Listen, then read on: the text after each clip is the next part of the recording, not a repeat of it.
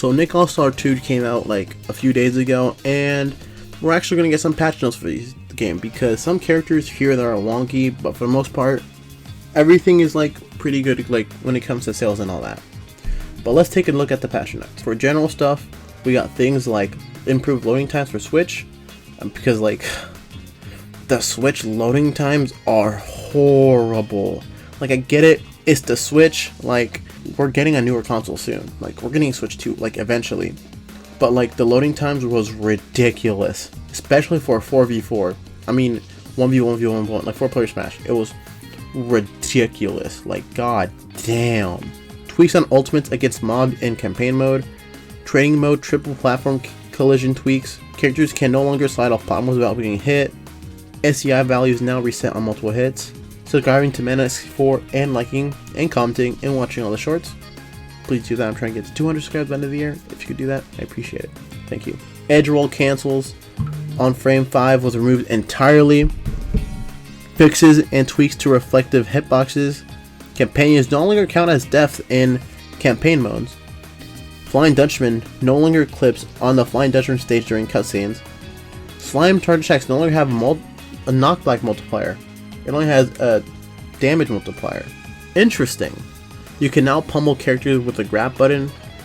Leaving a rank match while in the loading screen won't change your current rank points. I mean, it makes sense. Like, they probably had some problems when like the game first came out, because a bunch of people came in and playing it. So it's good that they do that. Something that Nintendo will never do with Smash Bros. Because goddamn, I don't get pissed off with games, but sometimes playing Smash pisses me off. You can now map the control buttons for keyboard players, ranked loading and matchmaking improvements, and zoom in camera speed was incremented. Training mode. Training mod frames by frame is now the first option in the menu, and training mode pause delay removed. For audio, announcer fighter voices was added to versus matches.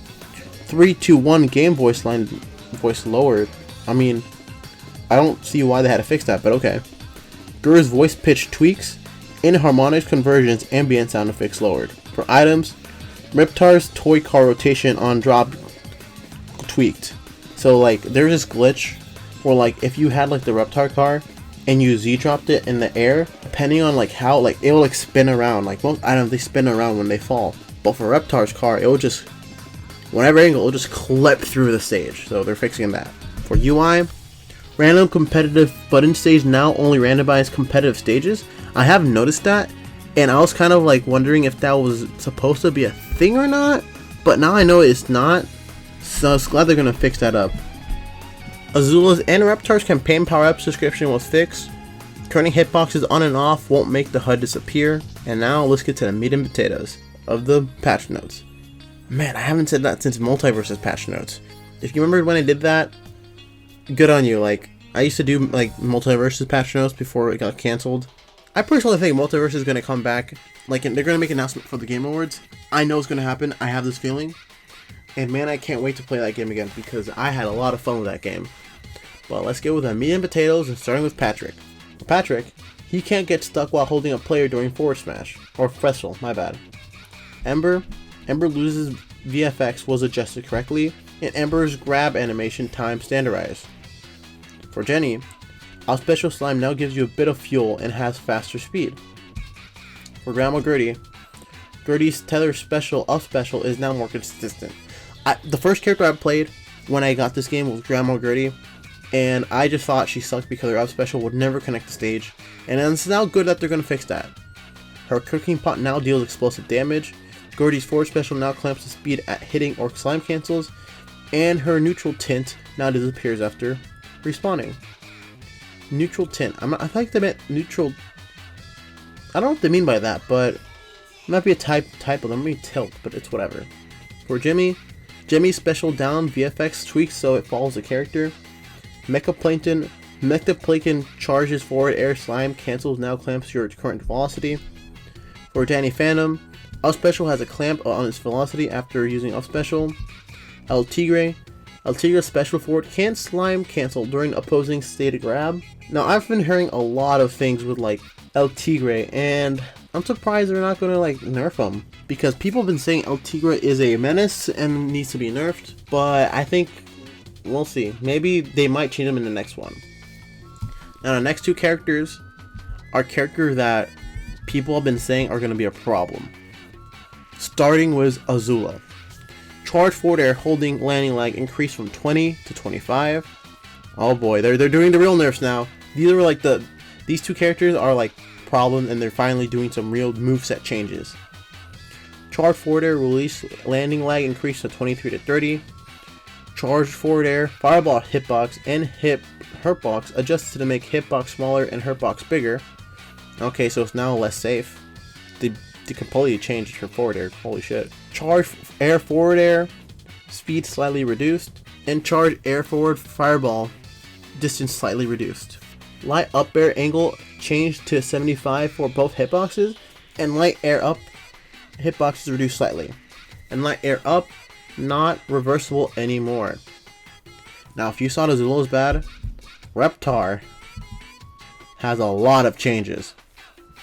One thing I've noticed from Reptar is that in both games is that people thought really highly of him when the first game like first started out, and then he slowly went down to tiers due to nerfs or whatnot. People like playing the game more, understanding everything. But yeah, here we go. Tail hitbox slightly extended.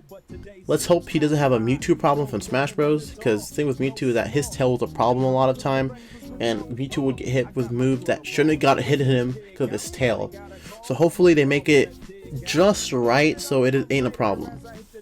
Jab 1 and 2 active frames reduced from 6 to 9 and 6 to 8. Jab 3 and 4 active to 6 to 9 to 6 to 8. No, 6 to 7. I don't know what that's trying to imply. Does that mean it got reduced? Oh, so it used to be 9 and then it got to 6. Oh, so it's all 6 universe. So they made all his jabs like universally 6 frames. Forward tilt active frames reduced. It's basically, well, I'm not gonna read that, but what they're trying to say is that F tilt's now 10 frames to 16 frames. No, it's just 10 frames all around, and weak hit point starts 1 frame sooner. Forward tilt strong hit B key B reduced from 13.5 to 13, and KBG reduced from 16.5 to 16. Up air range slightly reduced. Fair slightly reduced. Fair damage is now 15 to 13. Up air adjusted reaches slightly more forward. Up air early and late hits reduced from a 60% angle to a 50 angle. Up air damage reduced from 14 to 12. Bear active frames on second hit reduced from 16 is now 16 to 18. And landing recovery increased from 11 frames to 12. Auto cancel frames delay from 31 to 32. Bear damage reduced from 8 to 7. Early nair hit angle was reduced from 45 to 40, medium from 65 to 55, and late from 85 to 70, and reduced damage to 16 13 10 to 14 13 10. Special neutral landing recovery increases from 7 frames to 10, and last but not least, special downcharge in the air has 10 frames of landing recovery. That's a lot of patches, holy shit. For Garfield, neutral special damage reduced from 5 to 3, and for Korra, fire nair block stun reduced from 6 to 5, and fair KBG reduced from 19 to 17.5. And that's it for now. That's all we're getting. Now they did add a little footnote for more thing that's coming in the future. So basically more updates on our feedback. So basically what I like about this team is that like they're always on Twitter listening to our feedback, and depending on like our feedback on YouTube, Twitter, Facebook, whatever, they take it into account and they tweak the game based on that. Multiverses did that too, and I really like when games do that. They look at what we're doing and like they're engaging with the community, and like they try to make the best balanced game as possible. Like I said, they continue character balances, general bug fix, training mode updates, training mode DI visualizer, and CPU DI options, training mode hit stun visualizers. I like what they're doing with training mode. So now competitive players like know like we have like a training thing, unlike with Smash where you have to like buy a very own mod to actually, you know, train, because like the training mod or training mode we have in Ultimate isn't really the best.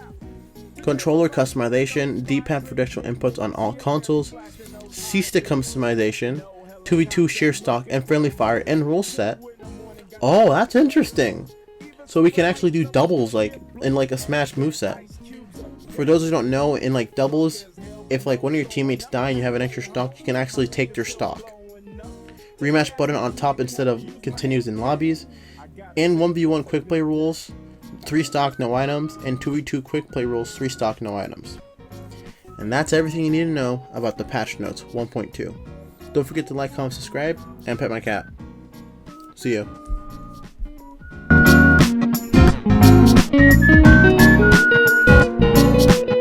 I can't believe today was a good day. A good day. A good day. A good day.